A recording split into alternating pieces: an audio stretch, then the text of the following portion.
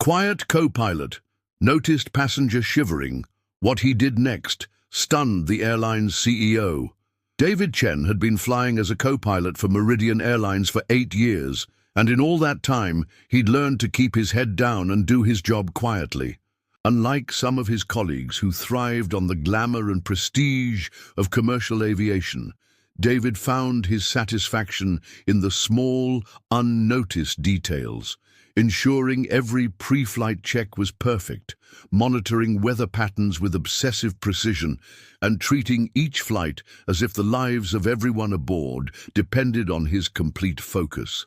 Because they did. On this particular Tuesday morning in February, Flight 447 from Chicago to Denver was running behind schedule due to a mechanical delay. The 6:30 a.m. departure had been pushed to 9:15, and David could see the frustration etched on passengers' faces as they finally began boarding. Captain Reynolds, a 20-year veteran with salt and pepper hair and the easy confidence that came with logging over 15,000 flight hours, was chatting with the gate agent about the delay while David methodically worked through his checklist in the cockpit. The aircraft was a Boeing 737-800, nothing fancy but reliable, and David knew every switch, gauge, and warning light by heart. As passengers settled into their seats, he could hear the usual symphony of a flight preparing for departure. Overhead bins slamming shut, the rustle of carry-on bags being stowed, flight attendants going through safety demonstrations that most passengers ignored. Through the small cockpit window, David watched ground crews loading the last of the luggage, their breath visible in the bitter Chicago cold. It was then, during his final scan of the cabin through the security monitor, that David noticed her. Seat 14B, middle section. An elderly woman, probably in her 70s, wearing what looked like a thin cardigan over a modest dress. She was sitting rigidly upright, arms wrapped tightly around herself, and even through the grainy monitor feed, David could see she was shivering. If you're enjoying this story so far, consider subscribing for more gripping, real-life-inspired tales. Most co-pilots would have looked away, focused on their instruments, maybe made a mental note to mention it to the flight attendants if they remembered later. David almost did exactly that. After all, passenger comfort was the cabin crew's responsibility, not his. But something about the woman's posture, the way she seemed to be trying to make herself as small as possible, the dignity with which she endured her discomfort, made him pause. He watched her for another minute through the monitor. She wasn't complaining, wasn't flagging down a flight attendant, wasn't even looking around for help. She just sat there shivering quietly, as if cold was simply something she had learned to accept. David's grandmother had been like that, stoic, uncomplaining, too proud to ask for help, even when she desperately needed it. "Everything good, Chen?" Captain Reynolds had returned to the cockpit, settling into his seat and beginning his own pre-flight routine. "Yes, sir. Just finishing up the cabin check." David hesitated for a moment, then added, "There's an elderly passenger in 14B who looks pretty cold." Reynolds glanced at the monitor, shrugged. "Flight attendants will sort it out if she needs something. We're already behind schedule. Let's get this bird in the air." David nodded and returned to his checklist, but his eyes kept drifting back to the monitor. The woman hadn't moved, still wrapped in what he now realized was probably her only jacket. As the minutes ticked by and the flight attendants worked through their safety demonstrations, no one seemed to notice her quiet suffering.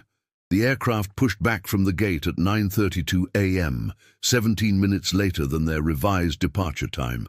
As they taxied toward the runway, David felt the familiar surge of excitement that came with every takeoff, but it was tempered by a nagging feeling in his chest. Through the intercom, he could hear the lead flight attendant, Sandra, announcing that the flight time to Denver would be 2 hours and 45 minutes, with clear skies and smooth air expected for most of the journey. During taxi, David made a decision that would change everything. Instead of simply monitoring instruments, he quietly reached into his personal bag, a small duffel he kept behind his seat containing overnight essentials for layovers. His fingers found what he was looking for, a thick wool airline blanket that he'd been given years ago as a crew member gift. It was nothing special. Navy blue with the old Meridian logo, but it was warm and clean. "I need to check something in the cabin," David told Captain Reynolds as they approached their position in the takeoff queue. Reynolds frowned. "Chen, we're number 3 for departure. Whatever it is can wait." "It'll just take 30 seconds, sir. Passenger safety issue." Something in David's tone must have conveyed the urgency he felt, because Reynolds nodded curtly. "Make it quick." David slipped out of the cockpit, blanket tucked under his arm. The cabin was dimly lit, most passengers either dozing or staring at their phones as the aircraft slowly moved forward in line. He walked quickly but quietly down the aisle, noting how several passengers looked surprised to see a pilot outside the cockpit. When he reached row 14, David could see the woman up close for the first time. She was definitely in her 70s, with silver hair pulled back in a neat bun and kind eyes behind wire-rimmed glasses. Her hands, folded in her lap, were slightly trembling, and her lips had taken on a faint blue tinge that spoke of genuine cold, not just mild discomfort. "Excuse me, ma'am," David said softly, crouching beside her seat. "I noticed you might be a bit chilly. Would you like an extra blanket?" The woman looked up at him with surprise, then glanced at his uniform, the 4 stripes on his shoulders that marked him as a co-pilot. "Oh, you don't need to. I'm sure you have more important things." "Nothing more important than making sure you're comfortable," David said gently, unfolding the blanket. "This flight can get pretty cold, especially for morning departures." Her eyes filled with tears, though she tried to blink them away quickly. "That's very kind of you, dear. Very kind indeed." David helped her spread the blanket over her lap and shoulders, noticing as he did so that her thin cardigan was worn at the elbows, and her dress, while clean and neat, had the look of clothes that had been carefully maintained for many years. This wasn't someone who was cold because she'd simply forgotten to pack appropriately. This was someone who was making do with what she had. "Better?" he asked. She nodded, pulling the blanket closer around herself. "Much better. Thank you so much, Mr. David, and you're very welcome." He paused, noting the way her posture had already begun to relax as warmth started returning to her body. "Is this trip anything special?" "I'm going to see my grandson graduate from college," she said, her voice carrying a mix of pride and something else, maybe worry.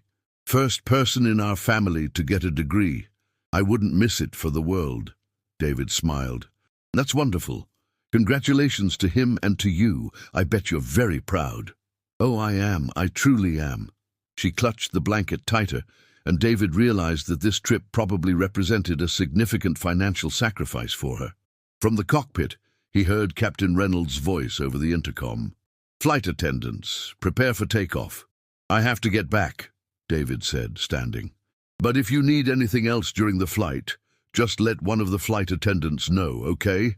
"I will, and thank you again, David. You have no idea what this means to me." As David walked back toward the cockpit, he noticed several passengers watching him with curious expressions. A businessman in 12A nodded approvingly. A young mother in 16C smiled and whispered something to her husband. But David wasn't thinking about their reactions.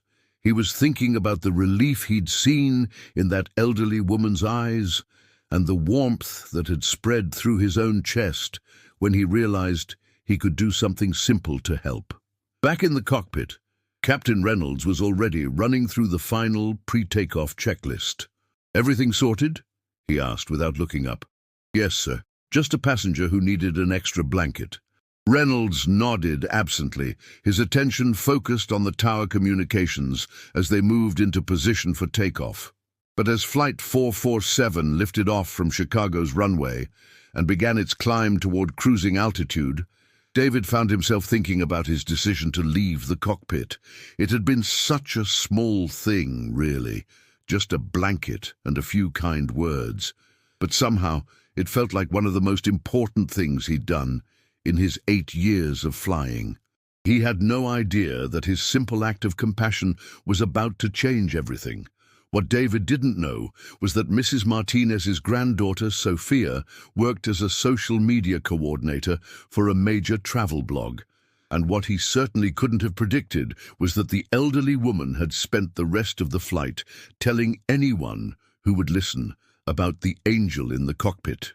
By the time Flight 847 touched down in Denver, Sophia Martinez had already posted a heartfelt story on her Instagram account with over 50,000 followers.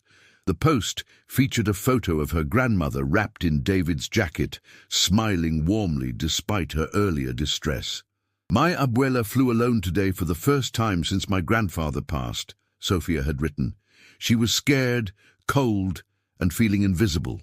Then this co-pilot, David Chen, left his post just to make sure she was comfortable. He gave her his own jacket and stayed with her until she felt better. In a world that often feels cold and rushed, there are still people who see you, who care. Thank you, David, for reminding us what kindness looks like at 35,000 feet. The post was shared hundreds of times within hours. Comments poured in from people sharing their own stories of airline employees who had gone above and beyond, and others lamenting how rare such gestures had become.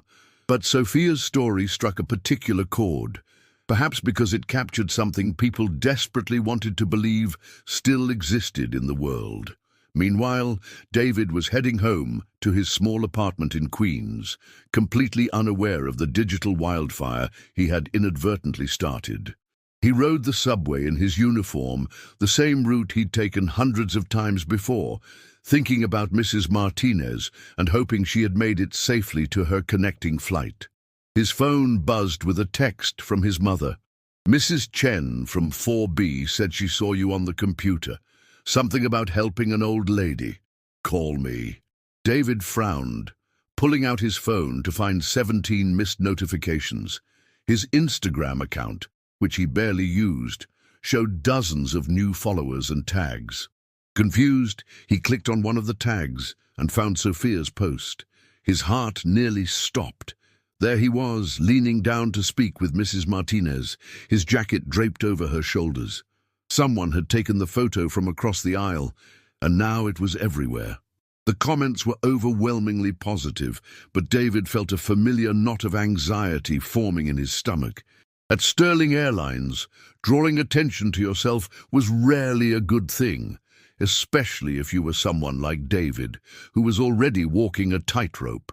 The company had strict protocols about crew members leaving their assigned positions, even briefly, and photographing crew members without permission was technically against policy, though it was rarely enforced for positive publicity. The next morning, David arrived at his pre-flight briefing 30 minutes early, hoping to speak with his supervisor before the day began. Captain Rodriguez was already there, reviewing weather reports with his characteristic intensity. "Chen," Rodriguez said without looking up, "we need to talk."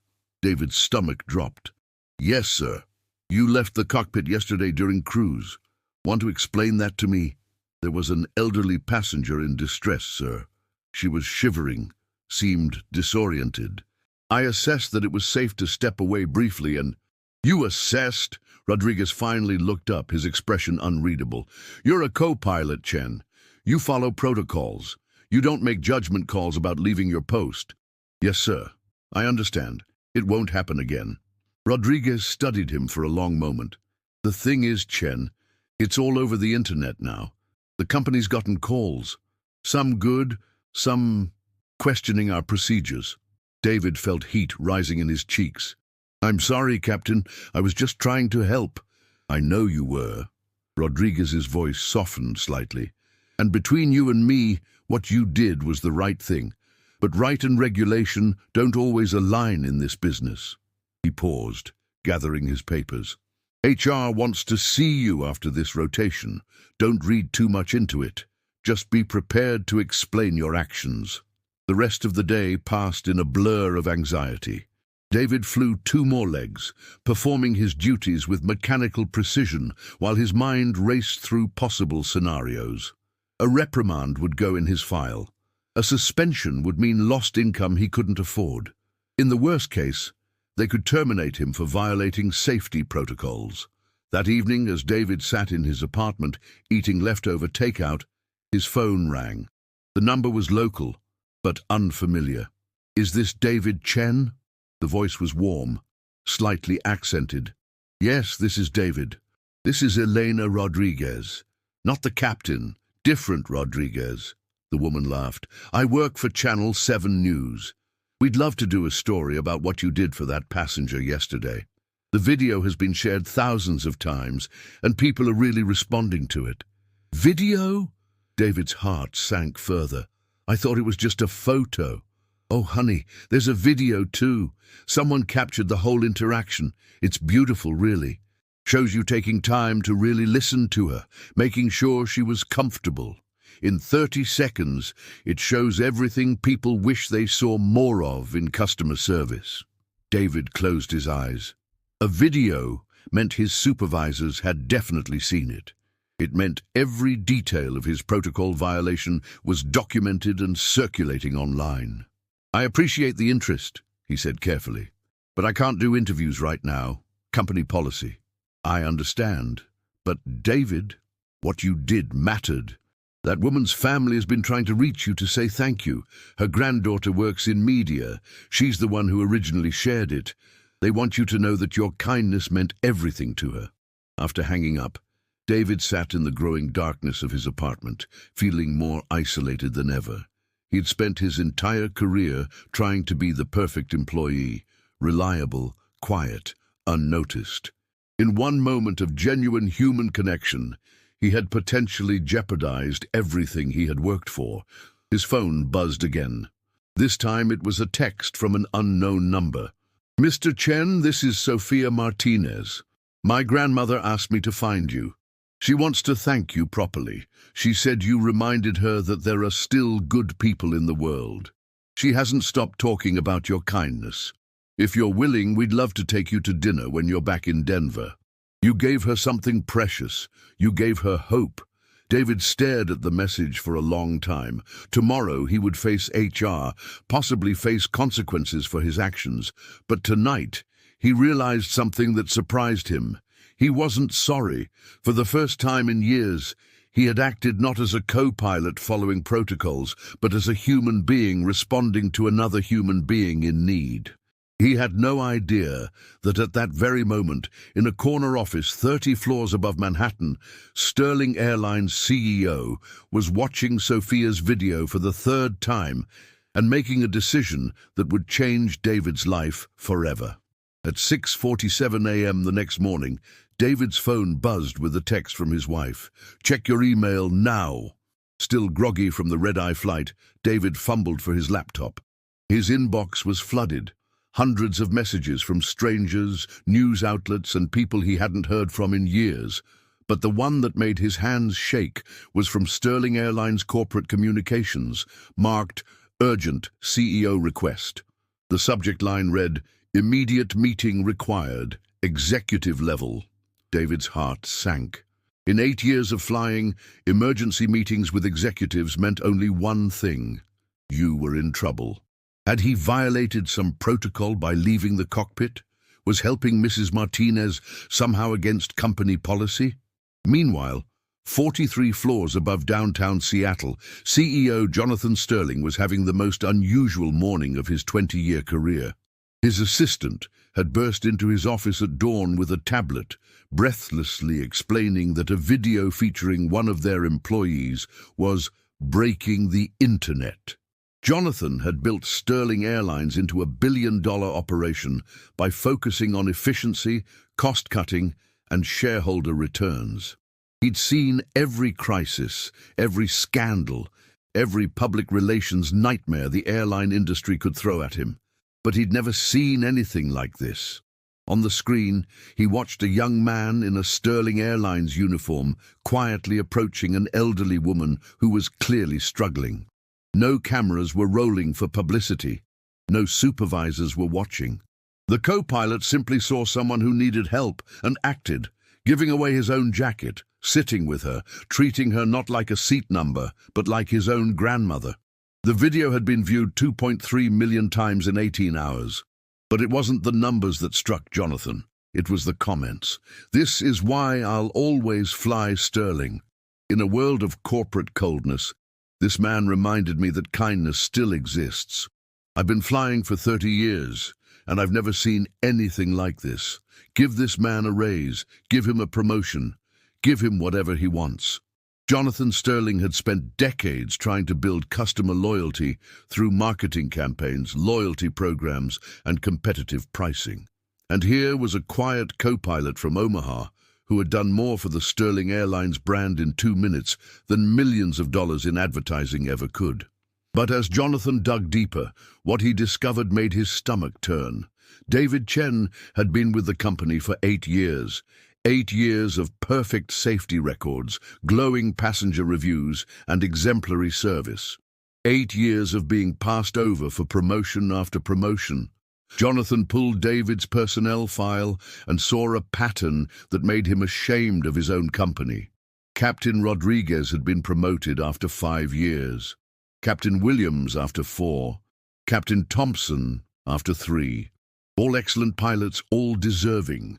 But their paths to promotion had been smoother, their networks stronger, their voices louder in an industry that often rewarded confidence over competence.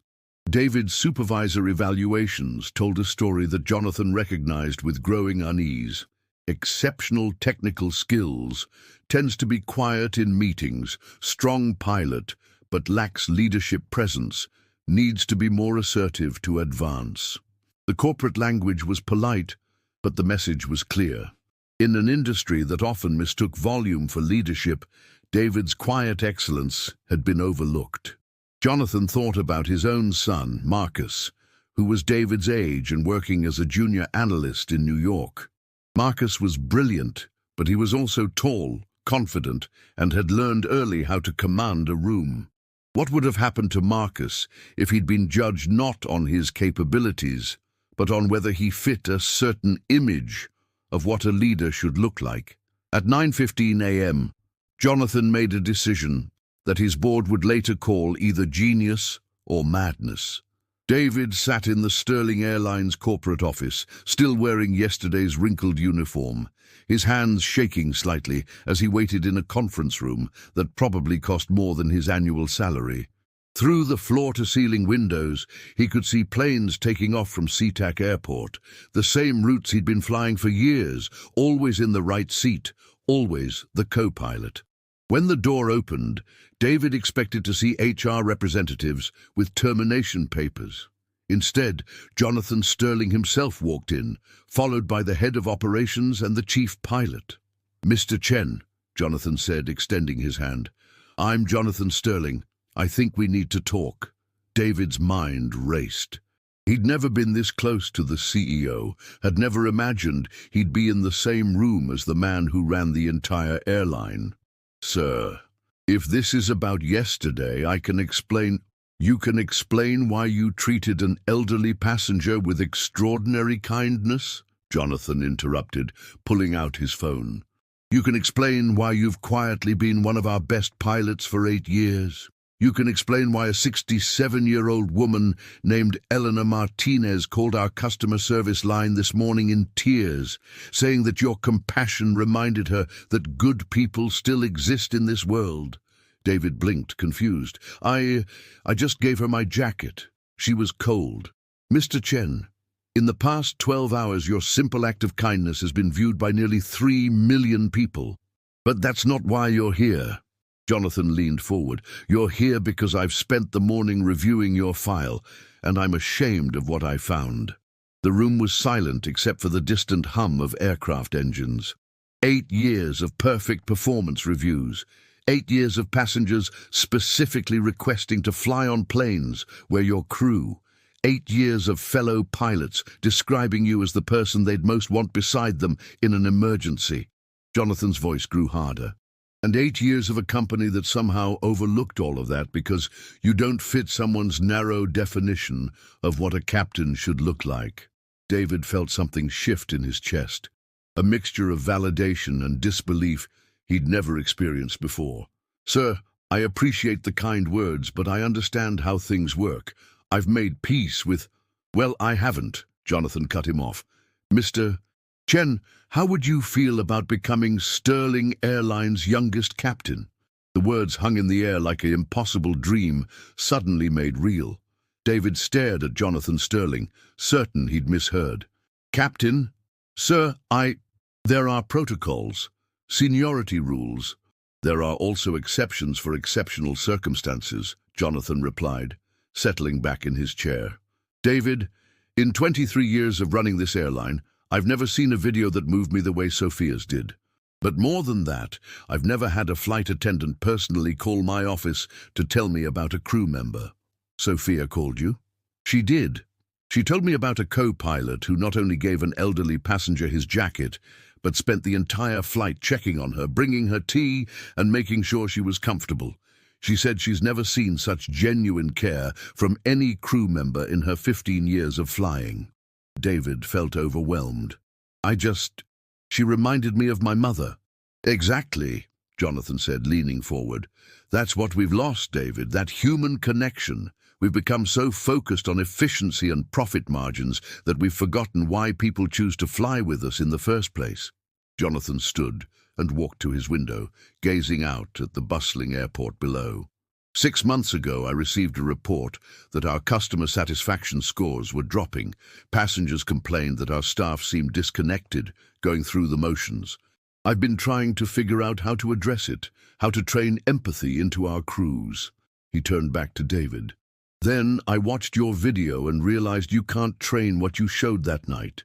You can't teach someone to care the way you cared for Mrs. Martinez. You either have it or you don't. David thought about his years of being overlooked, of watching less experienced pilots get promoted while he remained in the background. Sir, with respect, if this is about publicity— It's not, Jonathan interrupted firmly, though I won't lie. When this story gets out, and it will, it's going to be incredible for our brand. But that's secondary. I'm offering you this promotion because I believe you represent what Sterling Airlines should be. He returned to his desk and pulled out a folder. I've reviewed your file, David. Perfect safety record, commendations from every captain you've flown with, not a single complaint from passengers or crew. The only reason you haven't been promoted is because you don't play politics. You just do your job with integrity. David's hands trembled slightly as he accepted the folder. Inside was a captain's contract with a salary that would not only cover his mother's medical expenses, but allow him to move her to a better facility. There's one condition, Jonathan continued. I want you to lead a new initiative, the Sterling Heart Program. You'll help us train our crew members to connect with passengers the way you connected with Mrs. Martinez. Real connection, not scripted interactions. David looked up from the contract. You want me to teach people how to care. I want you to help us remember why we got into this business in the first place, Jonathan said. To bring people together, to make travel more than just getting from point A to point B. 6 weeks later, Captain David Chen stood at the gate, preparing for his first flight as captain. His new uniform still felt surreal, but the weight of responsibility felt right. His mother had cried when he told her about the promotion, tears of joy and relief that her medical bills would no longer be a burden. Captain Chen? A familiar voice called from behind him. He turned to see Mrs. Eleanor Martinez approaching with a younger woman, her daughter, Sophia had mentioned. Mrs. Martinez, what are you doing here? Flying to see my granddaughter in Denver, she smiled, her eyes bright with recognition. And I specifically requested Sterling Airlines when I heard about your promotion. I told them I wanted to fly with the kindest captain in the sky. Her daughter stepped forward. Captain Chen, I'm Maria Martinez. I can't thank you enough for what you did for my mother. She hasn't stopped talking about the co-pilot who gave her his jacket. It was nothing, David said, feeling the familiar warmth of embarrassment. It was everything, Eleanor corrected. You saw me, really saw me, when everyone else was too busy to notice. That night, I felt invisible, forgotten. You made me feel like I mattered. As they boarded the plane, David thought about the past 6 weeks. The Sterling Heart Program was already showing results. Crew members were spending more time with passengers, listening to their stories, offering genuine assistance. Customer satisfaction scores were climbing, but more importantly, David could see the change in his colleagues' faces. They remembered why they loved their jobs. Before takeoff, David made his announcement to the cabin. "Good evening, folks. This is Captain Chen speaking. Before we begin our journey to Denver tonight, I want you to know that you're not just passengers to us. You're the reason we're here. If there's anything we can do to make your flight more comfortable, please don't hesitate to ask." He paused, catching sight of Eleanor Martinez in seat 12A, wrapped in a Sterling Airlines blanket, smiling up at him. "We're honored to be part of your story tonight. Thank you for flying with Sterling Airlines." As the plane lifted off into the starlit sky, David reflected on how a single moment of kindness had transformed everything. He'd given away his jacket on a cold night and received a future he'd never dared to imagine. But more than his own success, he thought about the ripple effect. Every crew member trained in the Sterling Heart program would touch hundreds of passengers. Those passengers would carry that kindness forward, maybe showing a little more compassion to someone else having a difficult day. One jacket, one moment of seeing someone else's need is more important than his own comfort. One choice to care when it would have been easier to look away. It had changed everything. What would you have done in David's place? Let us know in the comments. And don't forget to subscribe for more heartfelt stories that stay with you.